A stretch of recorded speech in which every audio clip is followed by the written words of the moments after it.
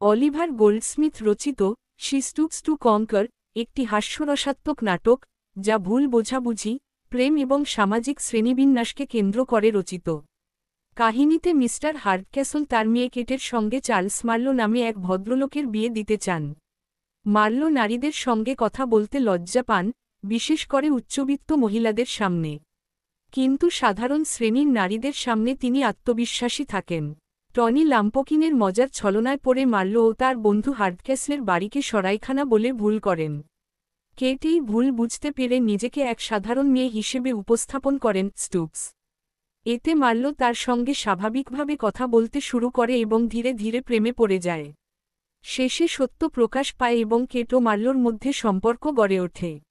নাটকটি শ্রেণীভেদ, পরিচয়ের ভুল এবং ভালোবাসায় সরলতার মূল্য নিয়ে মজাদার ও শিক্ষণীয় বার্তা দেয়।